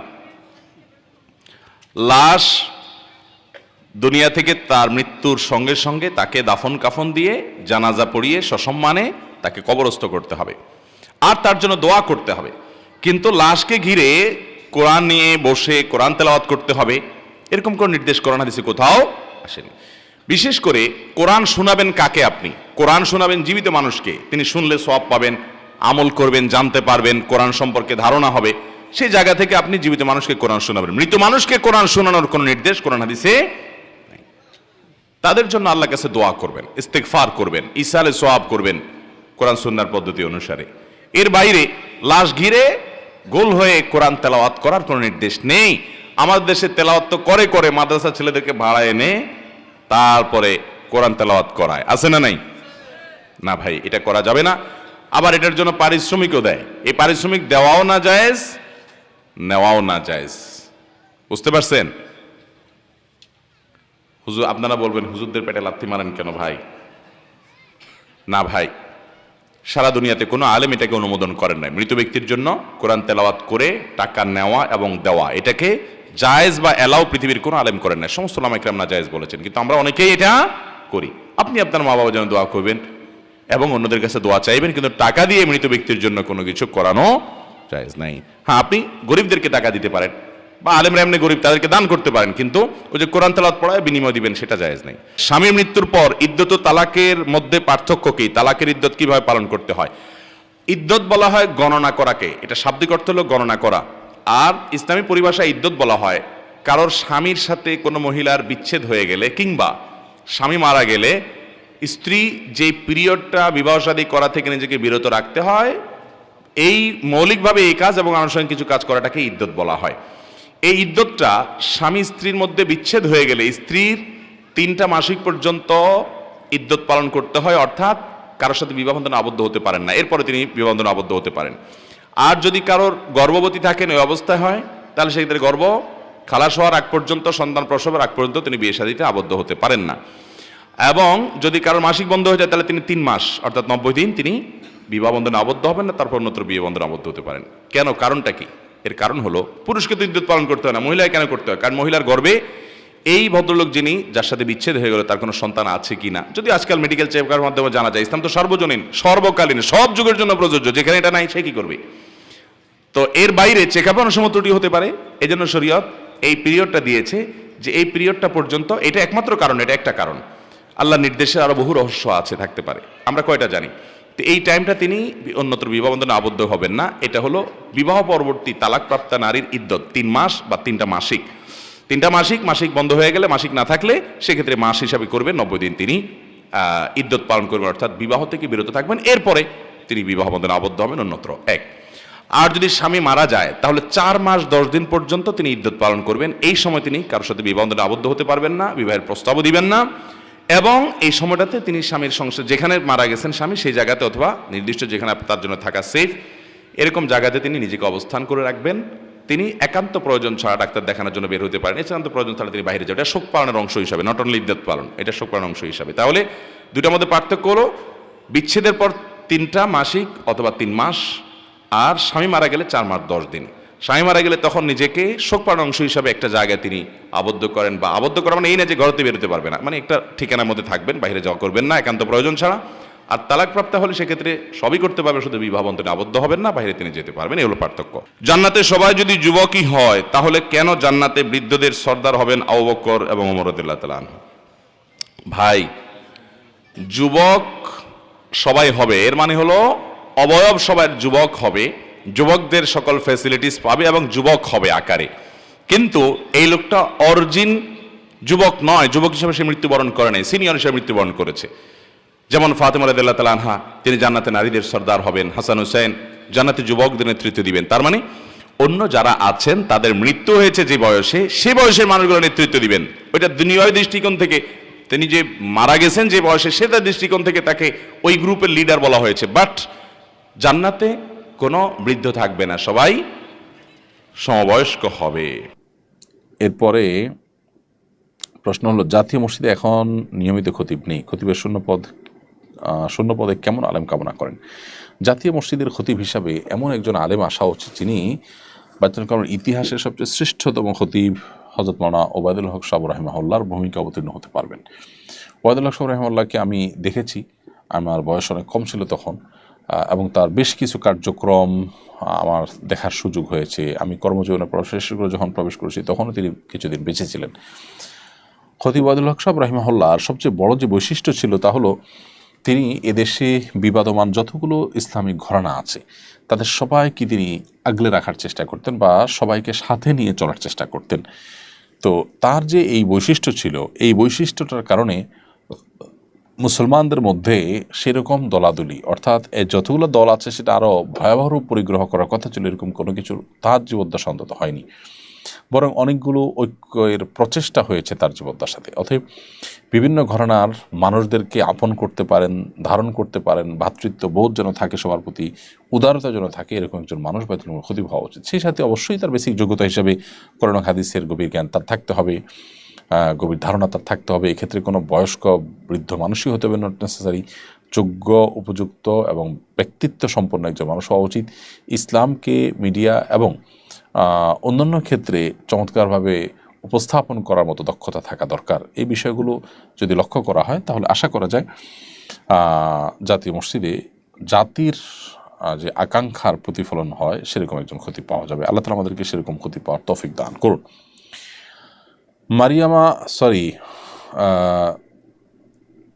M S Humaira Khatun, M S Humaira একসাথে লিখেছেন, পড়া কঠিন হচ্ছে, যাই হোক। এম এস হুমায়রা খাতুন আপনি লিখেছেন, শুনেছি কারো বয়স 100 বছর হলে এরপর নাকি গুনাহ হয় না, সেটা কতটুকু বলবেন? না, এরকম কোনো কথা নেই যে এত বছর বয়স হলে তারপর আর গুনাহ হয় না বা পাপ হয় না। বিষয়টা হলো, কোনো মানুষ যদি একটা এমন বয়সে পৌঁছে যান যখন আসলে তার হিতাহিত জ্ঞান থাকে না, সেন্স থাকে না, তার কোনো কিছু নিজের নিয়ন্ত্রণ নাই, তিনি কিছুই জানেন না, এই পর্যায়ে চলে গেলে তখন তার গুনাহ লেখা হয় না। অর্থাৎ যদি তার অজান্তে কোনো গুনাহ হয়ে যায়, দেখা যাচ্ছে যে হাঁটুর উপরে কাপড় উঠে গেল, যেটা সতর উন্মুক্ত হয়ে গেল, অথচ তিনি জানেন না যে হাঁটুর উপরে কাপড় উঠে গেছে এবং এটা নিয়ন্ত্রণ করার ক্ষমতা তার না, এরকম যদি হয় তাহলে সেক্ষেত্রে তার সেই গুনাহ লেখা হবে না। এটা হলো ইস্যু। এখানে বয়সের ব্যাপার না। অনেকে আছে 100 বছর পরও মাশাআল্লাহ খুব শক্ত থাকেন, বিশেষ করে জাপানে, কোরিয়াতে, পৃথিবীর অনেক দেশে আছেন যে 100 বছর বা 100 বছরের কাছাকাছি সময় বয়স হওয়ার পরও মানুষ যথেষ্ট স্ট্রং থাকেন শারীরিকভাবে। তো এরকম ব্যক্তিরও কোনো গুনাহ লেখা হবে না, এটা সেরকম না। এটা হলো কেউ নিরুপায় হয়ে গেছেন, কেউ অনন্যোপায় হয়ে গেছেন, তখন ওই ব্যক্তির ওই অনন্যোপায় অবস্থায় যদি গুনাহগুলো হবে সেগুলোর জন্য আল্লাহ সুবহানাহু ওয়া তাআলা তাকে দায়ী করবেন না। জেরিন লিখেছেন, সামর্থ্য থাকা সত্ত্বেও আমার স্বামী আমাকে তার কর্মস্থলে নিয়ে রাখেন না, আমাকে গ্রামে রেখে গেছেন, এ নিয়ে আমি খুব কষ্ট পাই। তাকে নানাভাবে বুঝিয়েছি, তবু তিনি তার কাছে নিতে নারাজ। এতে কি আমার হক তিনি নষ্ট করছেন না? এবারে কিছু বলবেন প্লিজ। বোনজেরিন, আপনার স্বামী যদি আপনাকে যেখানে রেখে গেছেন সেখানে যদি তিনি নিয়মিত আসেন, নিয়মিত বিরতিতে আসেন, আপনার ভরণ পোষণ, নিরাপদ থাকার জায়গা ব্যবস্থা করে দেন এবং আপনার শারীরিক, মানসিক এবং সার্বিক হক আদায়ে কোনো ত্রুটি না হয়, তাহলে সেক্ষেত্রে আপনি এই ক্ষেত্রে তার উপরে অভিমান করতে পারেন বা স্ত্রী হিসাবে স্বামীর কাছে আর্গুমেন্ট করতে পারেন, কিন্তু অধিকার হিসাবে, অধিকার নষ্টকারী হিসাবে তাকে আপনি দেখাতে পারেন না, বা সেভাবে তাকে আপনি বলতে পারেন না যে তুমি আমার অধিকার নষ্ট করছো। কারণ একজন স্ত্রী স্বামীর পক্ষ থেকে তার সামাজিক স্ট্যাটাস অনুযায়ী থাকার জায়গা, খাবার এবং নিত্য প্রয়োজনীয় যা দরকার সেই ব্যবস্থা করে দেওয়াটা তার কর্তব্য। এটা হলো তার পাওনা একজন স্বামীর কাছ থেকে। এর পাশাপাশি স্বামী কাজের জন্য যদি দূরে থাকেন এবং যদি তিনি যৌক্তিক ব্যবধানে, সময়ের ব্যবধানে যদি আসা যাওয়া করেন, তাতেও কোনো অসুবিধা থাকার কথা নয়। কিন্তু ব্যাপারটা হলো যে আমাদের সমাজে যারা এরকম স্ত্রীকে দূরে রেখে, অর্থাৎ গ্রামে রেখে তারা শহরে আসেন বা দেশে রেখে বিদেশে চলে যান, তারা লম্বা সময় 1 মাস, অনেকে 1.5 মাস, বিদেশে যারা চলে যান তারা তো বছরকে বছর আর আসেন না। এরকম পরিস্থিতি স্ত্রীর শারীরিক চাহিদা যদি অপূরণীয় থাকে তাহলে স্বামীর জন্য এইভাবে চাকরি করা যায় না। হয় স্ত্রীকে সাথে কাছে নিয়ে আসবেন, আপনারা নিজে চলে যাবেন, তিনি স্ত্রীকে ঝুলিয়ে রাখবেন এবং বছরকে বছর তিনি ঝুলে থাকবেন, আর তিনি তথাকথিত ক্যারিয়ার বিল্ড আপ করার জন্য দূরে পড়ে থাকবেন। এটা সঠিক কাজ নয়। আল্লাহ সুবহানাহু ওয়া তাআলা কোরআনে কারিমে বলেছেন পরিষ্কারভাবে যে ওয়াশিরুহুন্না বিল মারুফ, তোমরা তোমাদের স্ত্রীগণের সাথে যে দিনাতিপাত করবে, সংসার করবে, এটা যথাযথভাবে সুন্দরভাবে সর্বোত্তম উপায়ে করবে। এই চেষ্টাটা আপনার স্বামীর মধ্যে থাকতে হবে। সরকার জুলাই শহীদের তালিকার জন্য যে ফরম দিয়েছে তাতে মেল ফিমেলের পাশাপাশি আদার এবং ট্রান্সজেন্ডার এই ঘরগুলো রাখা হয়েছে। বিষয়টাকে কীভাবে দেখেন? খুবই গর্হিত এবং আপত্তিকর একটি বিষয়। দেখুন, আমাদের স্বাস্থ্য খাতের উপরে শয়তান ভর করেছে বেশ কিছুদিন থেকে, হাসিনা আমল থেকে কিন্তু আমাদের স্বাস্থ্য খাতের উপরে শয়তান ভর করে আছে। এমতো পরিস্থিতিতে আমরা বলতে চাই যে স্বাস্থ্য মন্ত্রণালয়ের যে ওয়েবসাইট, সেখানে আমি নিজেও দেখেছি যে এই জুলাইয়ের আন্দোলনে, ছাত্র জনতার বৈষম্যবিরোধী আন্দোলনে যারা নিহত হয়েছেন বা আহত হয়েছেন তাদের তালিকা তৈরি করার জন্য সিলেক্ট করতে বলা হচ্ছে যে ড্রপডাউনের মাধ্যমে সিলেক্ট করবেন যে নারী নাকি পুরুষ নাকি অন্যান্য নাকি ট্রান্সজেন্ডার।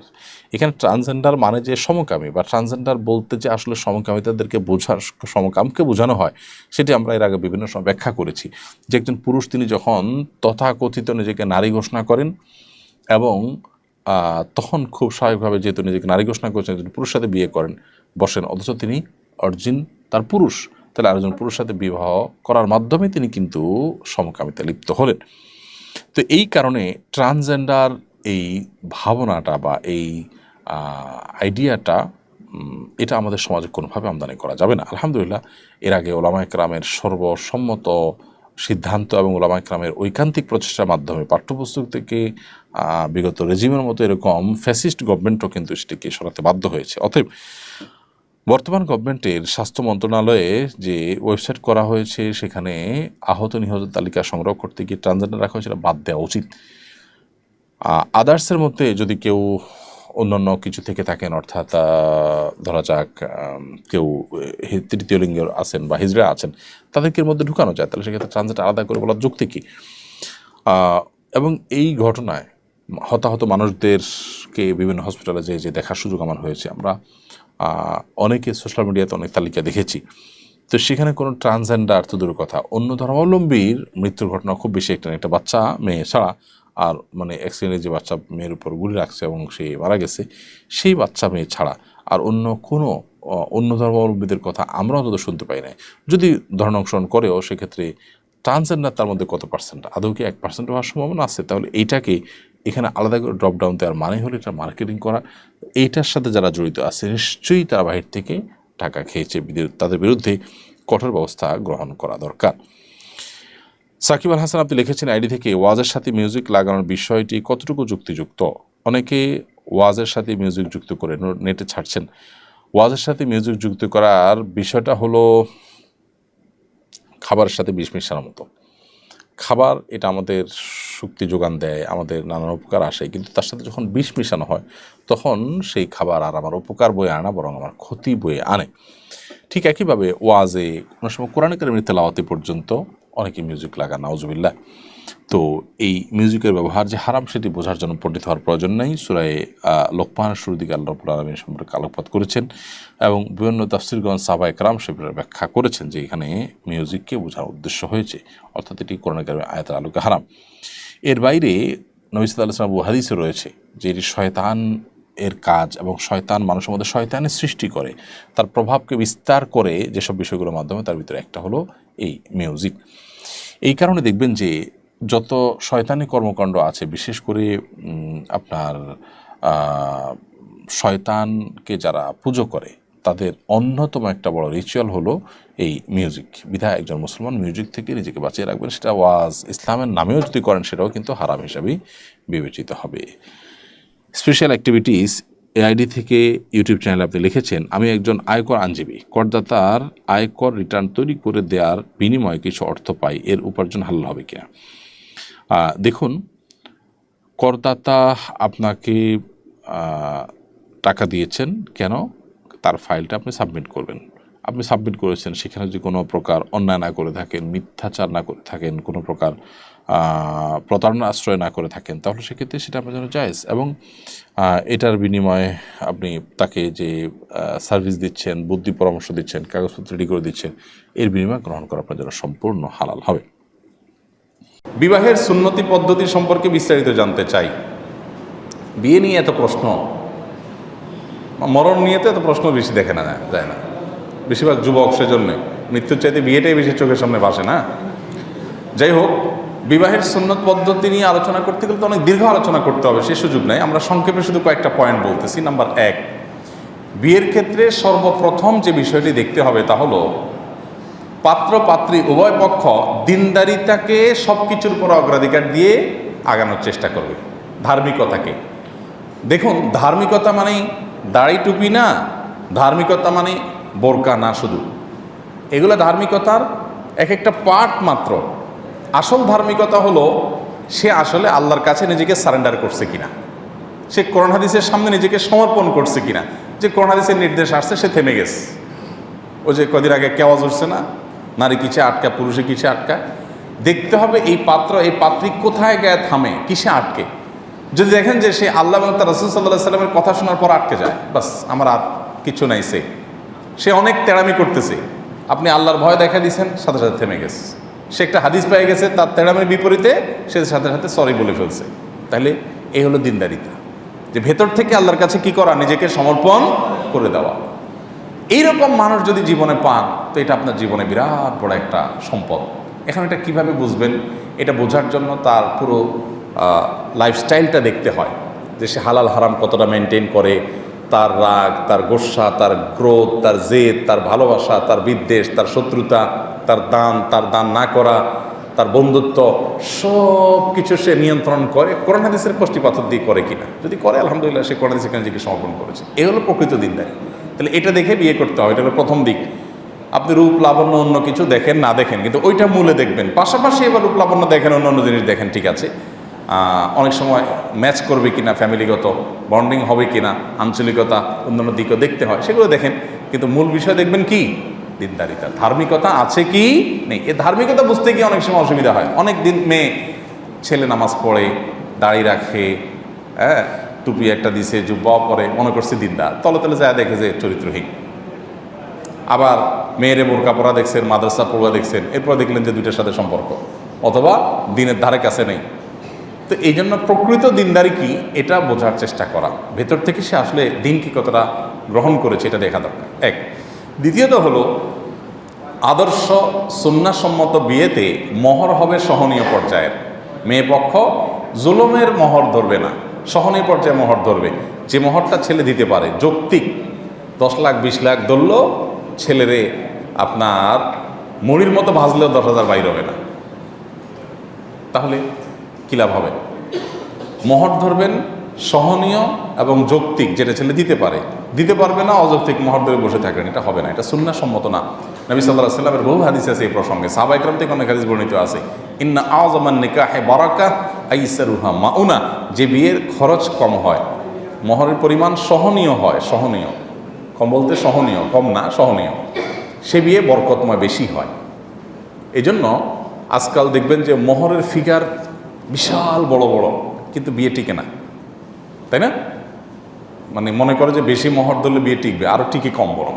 এই জন্য মহর সহনীয় হওয়া দরকার। 2। 3 নম্বর হলো যৌতুক মুক্ত বিয়ে করা। যৌতুক ছেলে চায় না, মায়ে চায়, বাপে চায়, চাচা চাচিরা খোঁচায়, প্রতিবেশীরা বলে, এলাকাবাসীরা বলে, এই জন্য ছেলে অনেক সময় চুপচাপ থাকে। এক্ষেত্রে স্ট্রং হওয়া যে না, যৌতুক চুল পরিমাণ যৌতুক আসতে পারবে না, যৌতুক মুক্তই হতে হবে বিবাহ। এই দেশে যৌতুকের যে অভিশাপ, এটা এদেশের রগে রগে, শিরায় উপশিরায় ছিল এদেশে। কারণ যে হিন্দুদের মধ্যে এবং কোনো কোনো আমাদের পার্শ্ববর্তী ভারতের আপনার কোনো কোনো অঞ্চলে তো এমনও আছে যে আপনার মেয়ে হয়েছে মানে তাকে বিয়ে দেওয়া হলো একটা জীবনের সবচেয়ে কঠিন কাজগুলোর একটা। এত গহনা দিতে হয়, টাকা দিতে হয়, যৌতুক দিতে হয়। তো সেই সমস্ত তাদের প্রথাগুলো আমাদের মধ্যে এমনভাবে এসে গেছে যে মুসলমানরাও যৌতুক নির্ভর হয়ে গেছে। এই দেশকে যৌতুক মুক্ত করার পেছনে প্রধান এবং বলতে পারি একমাত্র অবদান হলো আলেম ওলামাদের। ওলামা একরাম ওয়াজ মাহফিলে মিম্বরে যৌতুকের বিরুদ্ধে যেভাবে সংগ্রাম করেছেন, সেই সংগ্রামের ফসল হিসাবে যৌতুক আলহামদুলিল্লাহ এদেশ থেকে অনেকটাই চলে গেছে। নামকো আছে, যেটুকু আছে এটুকুও চলে যাবে। ওলামাদের এরকম আরও বহু অবদান আছে সমাজ সংস্কারে, সেগুলো হয়তো সেকুলাররা স্বীকার করে না বা ইসলাম বিদ্বেষীরা স্বীকার করে না, কিন্তু তাদের বিবেককে জিজ্ঞেস করলে তারা দেখবে যে ওলামা একরামের এরকম আরও বহু অবদান আছে। এই যৌতুক মুক্ত বিয়ে হতে হবে। তাহলে 3 নম্বর, আদর্শ মাস্তন বিয়ে হতে হবে কি মুক্ত? যৌতুক কিন্তু শুধু খাট পালং আর টাকা পয়সা যৌতুক না, আজকাল খাবারও যৌতুকের অন্তর্ভুক্ত। খাবার কীরকম? মেয়ের বাপের বাড়িতে, শ্বশুর বাড়িতে এক গাদা মানুষ নিয়ে যায় খেয়ে আসলেন, এটা হলো খানার যৌতুক। বুঝেন নাই? আপনি টাকা পয়সা নেন না, খাট পালং নেন না, কিন্তু 200-300 লোক নিয়ে যায় বেচারার বাসা খেয়ে আসলেন। বেচারা সুদে টাকা নিয়ে বিভিন্নভাবে লোন করে আপনার 200 মেহমান খাওয়ান লাগতেছে, 300 মেহমান খাওয়ান লাগতেছে। খুশি হয়ে তার আছে অডেল, সে নিজের এমনি মেহমান খাওয়াবে, আপনারও কিছু খাওয়াইলো, সেটা ভিন্ন বিষয়, কিন্তু এটা বন্ধ হওয়া উচিত। এই রসমটাই বন্ধ হওয়া উচিত। মেয়ে বাবার কোনো খাওয়ান নাই, খাওয়ান হবে ছেলের। তো সেখানে এই বরযাত্রী নামক বদযাত্রা, এটা বন্ধ করতে হবে। এটা বদযাত্রী না, এটা কি? বদযাত্রী। এই বদযাত্রী প্রথা যদি আপনি বন্ধ করতে পারেন এবং যৌতুক মুক্ত বিয়ে করতে পারেন, তাহলে আদর্শ সুন্নাহসম্মত বিয়ে হলো। নাম্বার 4, সুন্নাহসম্মত বিয়ের জন্য পর্দা নিশ্চিত করা জরুরি, এবং সেটা মেয়ে দেখা থেকে নিয়ে বিয়ের আনুষ্ঠানিকতা শেষ হওয়া পর্যন্ত সকল ক্ষেত্রে পর্দা লঙ্ঘন হয় আমাদের সমাজে কম বেশি। বিশেষ করে অনেক লোক আছে নামাজ কালাম পড়ে, নিজেরা পর্দা করে, বিয়ের সময় বলে যে আর বিয়ের সময় একটু আধটু না করলে হয় নাকি, আর বিয়ের সময় একটু আধটু করা যায়। মুসলমানের জীবনে একটু আধটু বলতে 20 কি একটু আধটু খাওয়া যায়? কি বলেন? কারেন্টে একটু আধটু হাত দেওয়া যায় ডাইরেক্ট লাইনে? তাইলে হারাম হারাম, সেটা একটু আধটু বলতে কোনো কিছু নাই, কখনো করা যায় না। তো এই জন্য মেয়ে দেখতে যাবেন, সেখানে আপনার দুলাবাইরে মেয়ে দেখাবেন, আপনার বন্ধুবান্ধব নিয়ে মেয়ে দেখতে যাবেন, পর্দাহীনতা জায়েজ নেই। আপনি দেখবেন, আপনার ফ্যামিলির মেয়েরা দেখবে, আর কেউ না, আর কোনো পুরুষ না আপনার ফ্যামিলির। এরপরে যে বিয়ের অনুষ্ঠানে সেখানে মেয়ে পুরুষ ঢলাঢলি, মাখামাখি, পর্দা লঙ্ঘন, হ্যাঁ, ছেলেরে বসা রাখবেন মূর্তির মতো, মেয়েরা এসে পাশে দাঁড়ায় ছবি নিল, মেয়েরে বসা রাখলেন মূর্তির মতো, সেখানে ছেলেরা সবাই দেখলো। বিয়ে করলেন আপনি, মোহর দিলেন আপনি, মেয়েটারে সাজায় গোজায় প্রদর্শন করে দেখতে দিলেন সবাইরে। কত বড় নির্বুদ্ধিতা বলেন! এটা কোনো কথা? বউটা আপনার, পয়সা খরচ করলেন আপনি, আর দেখালেন গোটা দেশে মানুষে সাজায় গোছায়, বলে তোমরা দেখো, চোখের তোমাদের যে আকাঙ্ক্ষা আছে সেটা মেটাও। এটা কোনো বুদ্ধিমানের কাজ হতে পারে? তো এই জন্য পর্দা নিশ্চিত করা। 5 নম্বর এবং গুরুত্বপূর্ণ একটা পয়েন্ট হলো গান বাদ্য মুক্ত বিয়ে, হারাম গান বাদ্য মুক্ত বিয়ে। এই যে মিউজিক দিয়া ঝাঁকানাকা আপনার ব্যান্ড পার্টি আনা ছাড়া বিয়ে তো আজকাল চিন্তাই করা যায় না। ছেলে করতে চায় না, বলে হুজুর আমি আসলে করতে চাই না। তো কেন হচ্ছে? ওই বাগিনা বাগিনীরা, বাতিজারা এরা একটু আনন্দ করতে চায়। গুনাহ বরের হবে আগে, কারণ সে এটার সমর্থন দিয়েছে এবং সে এটার মূল কারণ। এই জন্য গান মুক্ত বিয়ে, এটা আজকাল চিন্তা করা কঠিন হয়ে যায় যে আরে মিউজিক ছাড়া কেমনে বিয়ে হয়? বিয়ে হবে সারা রাত ধরে মিউজিক হচ্ছে এলাকাতে। মানে এই ধরনের আপনার অমানবিক এবং আপনার অন্যায় আচরণ যারা করে, বিবেকও বাদে না যে মানুষ ঘুমাচ্ছে, আমি গানের আওয়াজে তাদেরকে উঠাচ্ছি। এমনকি কারো যদি ডিস্টার্ব নাও হয়, গান মুক্ত বিয়ে করা এটা সুন্নাহসম্মত বিয়ের জন্য একটা জরুরি বিষয়।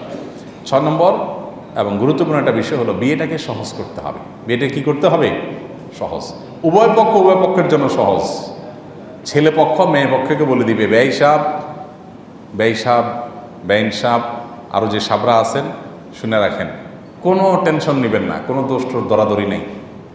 বাস আপনারা আপনাদের মতো চেষ্টা করবেন ভালো করার, আমরা আমাদের মতো চেষ্টা করবো ভালো করার। বিয়েতে দোষ দরাদরি এত বেশি হয়, এটা হয়েছে কেন, ওইটা খাইছে কেন, এটা এদিক বাঁকা হয়েছে কেন, ছেলের পক্ষ মেয়ের সাজার মধ্যে এইটা দিল না কেন, ওই আইটেম বাদ হইল কেন, ছেলে বাঁকা হয়ে বসছে কেন, সোজা হয়ে বসছে কেন, এই কথা বলছে কেন, ছেলের বাপে দেরি করছে কেন, মেয়ের বাপে কথা ঠিক রাখে, হাই রে বাপ রে বাপ, অমুকরে আগে বলছে কেন, তমুকরে পরে বলছে কেন। মনে করেন দাওয়াত দিছেন, তো দোষ ধরবে, দাওয়াত দিছেন সেই কবে বলে রাখছেন আর একটু মনে করার নাই, আবার মনে করাইছেন, দোষ হবে যে ভাই বলছেন তো একবার, এতবার বলার তো কিছু না, একটা বিয়া।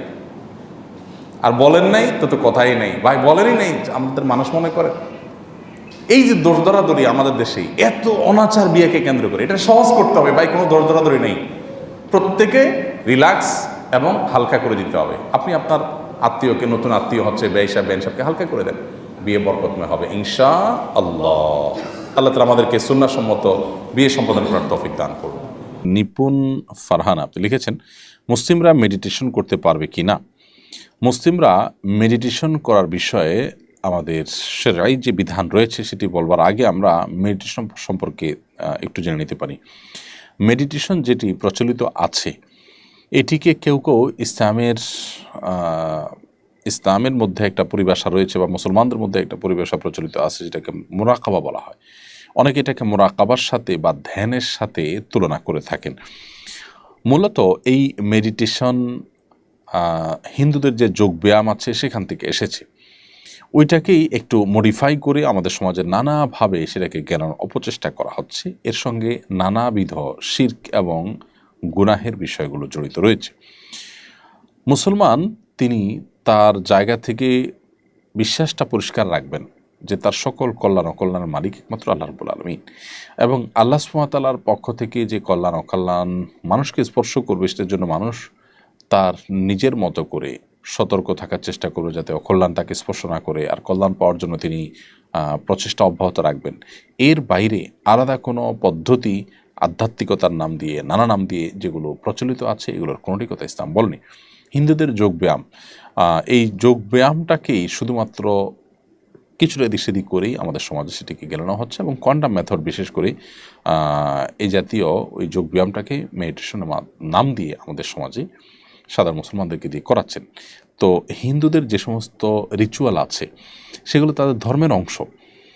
আমরা সেটাকে মনে করতে পারি যে সেটা আমার একটা এক্সারসাইজ, অনেকে মনে করতে পারে যে এর ফলে তো আমার ভালো ফলাফল পাওয়া যায়। আমি জানি মেডিটেশন করে অনেকেই ভালো ফলাফল পেয়েছেন, বিশেষ করে আপনার কোয়ান্টাম মেথডের যে পদ্ধতিটা অনুসরণ করে অনেকে অনেক উপকার লাভ করেছেন। তো তাদেরকে আমরা বলতে চাই যে আসলে আপনি উপকার পেলেন কি পেলেন না, সেটার চাইতে বড় কথা হলো জিনিসটা বৈধ কিনা, ভালো কিনা।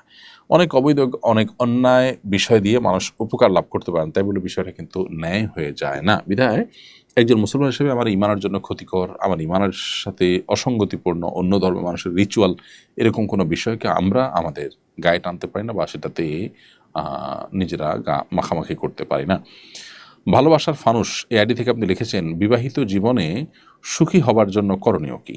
সুখী দাম্পত্য জীবন যাপনের জন্য পরামর্শ দিবেন। বিবাহিত জীবনে সুখী হওয়ার জন্য, শান্তিতে থাকবার জন্য, সুখ পাওয়ার জন্য দুটি জিনিস দম্পতিকে উভয়কে মেনে চলতে হয়। তার একটি হলো সবর, আর একটা হলো শুকর।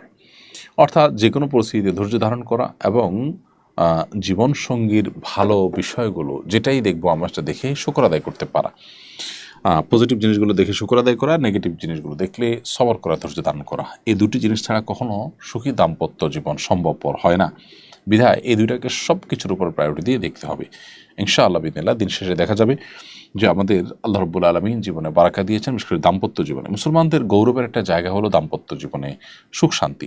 অতএব এই সুখ এবং স্বাচ্ছন্দ্যময় যে দাম্পত্য জীবন সেটিকে ধরে রাখবার জন্য আমাদের সবর এবং শুকরের চর্চা থাকতে হবে, সবর এবং শুকরের আলোচনা থাকতে হবে, সবর এবং শুকরের ধারণা আমাদের মধ্যে বদ্ধমূল করতে হবে। সম্প্রতি কক্সবাজারে ডাকাতদের আক্রমণে এক তরুণ সেনা কর্মকর্তা নিহত হয়েছেন। এ ধরনের অপরাধ কর্ম প্রতিরোধে ইসলাম কী ধরনের পদ্ধতি অবলম্বন করতে পারে? দেখুন, ডাকাতি যারা করে, সমাজ যারা বিশৃঙ্খলা করে, রাহাজানি করে এবং ত্রাসের রাজত্ব কায়েম করে, এটাকে কোরআনের ভাষায় বলা হচ্ছে ফাসাদ ফিল আরদ, বা পৃথিবীতে ফাসাদ সৃষ্টি করা। এটার যে শাস্তি সেটা হলো ইসলামের দণ্ডবিধির মধ্যে সবচেয়ে কঠোর এবং কঠিন শাস্তি। অর্থাৎ যদি কেউ ফাসাদ সৃষ্টি করে, পৃথিবীতে ডাকাতি করে, রাহাজানি করে, ত্রাসের রাজত্ব কায়েম করে, তাহলে সেক্ষেত্রে এরকম ব্যক্তির শাস্তি হলো যে তাকে হয় ডান হাত বাম পা, বাম হাত ডান পা এভাবে কেটে শাস্তি দেওয়া হবে, নয়তো তাকে শুলে চড়িয়ে মৃত্যুদণ্ড কার্যকর করা হবে, নয়তো তাকে ভিন কোনো দেশে তাকে দেশান্তর করা হবে, আর না হলে হাত পা কাটার পাশাপাশি মৃত্যুদণ্ড কার্যকর করা হবে শুলে চড়িয়ে। অর্থাৎ কয়েকটা অপশন রয়েছে, সেটা অবস্থা ভেদে কার্যকর করা হবে। ইসলাম শরীয়ত এত কঠোর শাস্তি একজন বিবাহিত নারী পুরুষের জেনা করার ক্ষেত্রে যে দিয়েছেন তার বাইরে আর কোথাও কিন্তু দেয়নি। এই কারণে এই অন্যায়ের যদি শাস্তি যথাযথভাবে কার্যকর হয় তাহলে সেক্ষেত্রে এ ধরনের অপরাধ করার দুঃসাহস থেমে যাবে সমাজে। কিন্তু দুঃখজনক হলো সত্য যে আমাদের দেশে আইনের শাসন নেই, মানুষ অন্যায় করেও পার পেয়ে যাচ্ছে। এই কক্সবাজারেই আরেকজন আর্মি অফিসারকে নির্মমভাবে, রিটায়ার্ড আর্মি অফিসারকে খুব নির্মমভাবে হত্যা করা হয়েছে। হত্যাকারী সেই নির্দেশদাতা ওসি সাহেব এখনও থানায় আছেন, এখনও হাজত জেলে আছেন এবং তিনি এখনও বেঁচে আছেন। অর্থাৎ এখনও পর্যন্ত কিন্তু সেই শাস্তি কার্যকর করা হয়নি। তো এই যে আমাদের প্রক্রিয়াগুলো বিলম্বিত হয়ে যায়, অনেকদিন পরে জামিনে মানুষ বের হয়ে আসে, নানাবিধ সুযোগ সুবিধা মানুষ লাভ করে, এই বিষয়গুলো আমাদের দেশে ধরনের অপরাধকে বারবার সংঘটিত হতে সাহায্য করে। আমরা এই তরুণ সেনা কর্মকর্তার জন্য দোয়া করছি, আল্লাহ রাব্বুল আলামিন তাকে শাহাদাতের মর্যাদা দান করুন, তার ভুল ত্রুটিকে আল্লাহ তাআলা মাফ করে দিন এবং তার শোক সন্তপ্ত পরিবারকে তিনি সান্ত্বনা নসিব করুন।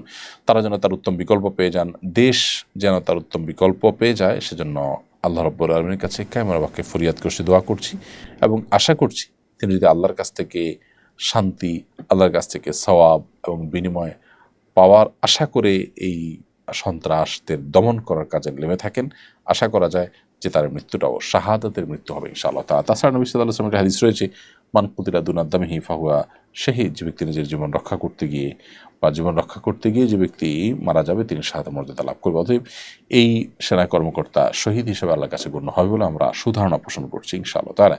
আল্লাহ রাব্বুল আলামিন তার সমস্ত ভুল ত্রুটিগুলোকে মাফ করে দিন।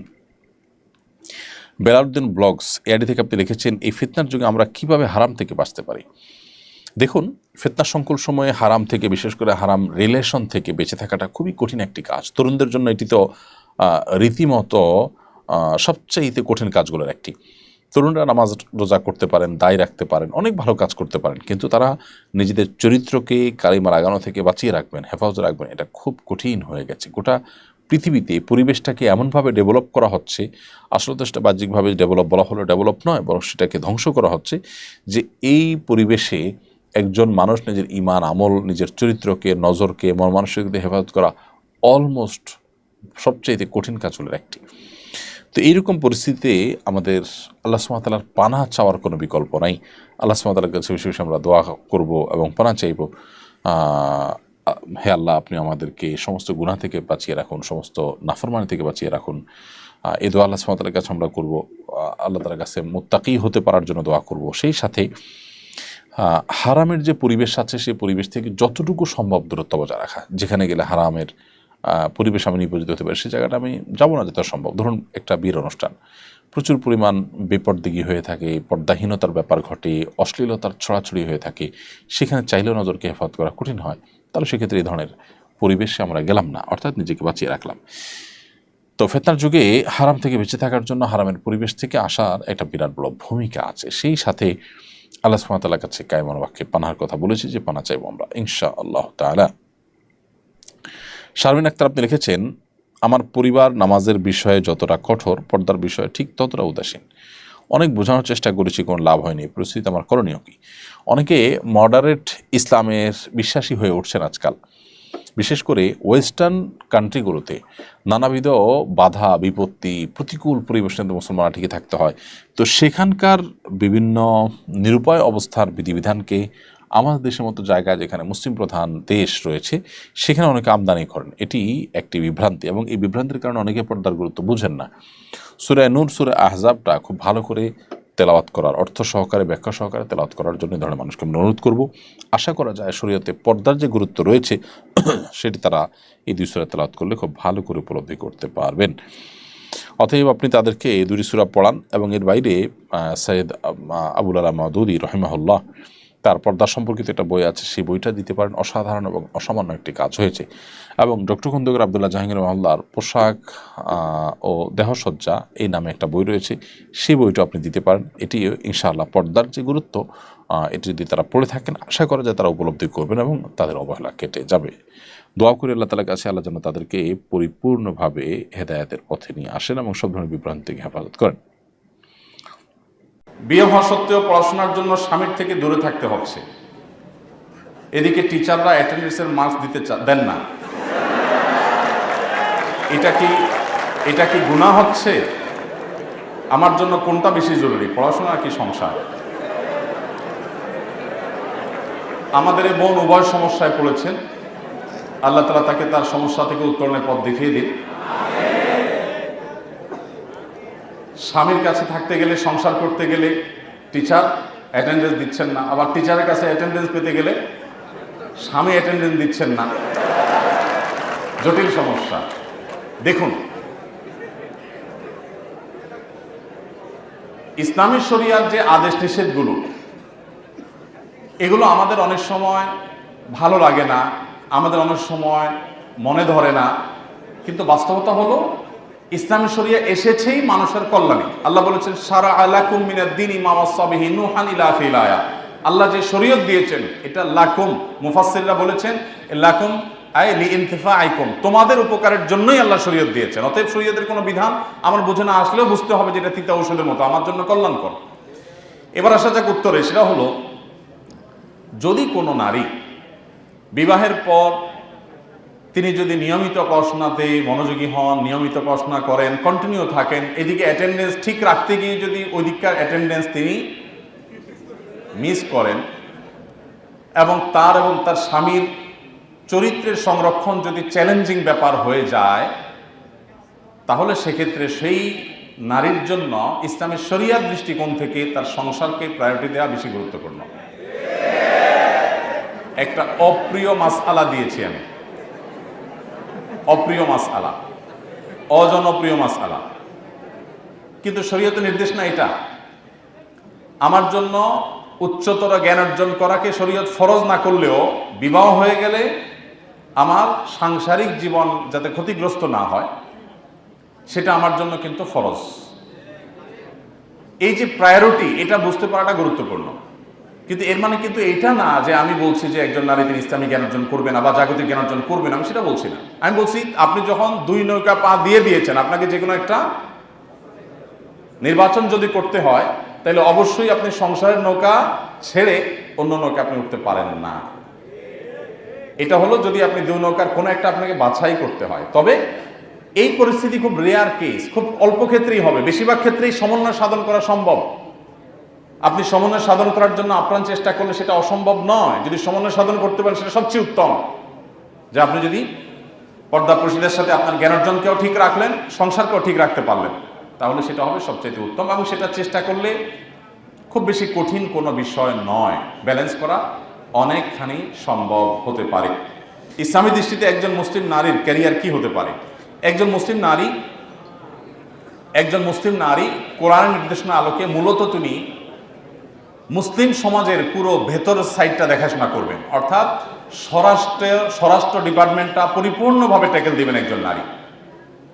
একটা রাষ্ট্রের সবচেয়ে গুরুত্বপূর্ণ ডিপার্টমেন্টের নাম কি? স্বরাষ্ট্র ডিপার্টমেন্ট। স্বরাষ্ট্র বিভাগের চাইতে গুরুত্বপূর্ণ কোনো বিভাগ থাকে দেশে? সাধারণত দেশের সবচেয়ে গুরুত্বপূর্ণ বিভাগগুলোর মধ্যে একেবারে শীর্ষে থাকে কোনটা? স্বরাষ্ট্র। আল্লাহ সুবহানাহু ওয়া তাআলা বলেছেন ওয়াকারনা ফি বুয়ুতিকুন্না, নারীরা স্বরাষ্ট্র ডিপার্টমেন্টটা দেখবেন, দেখভাল করবেন।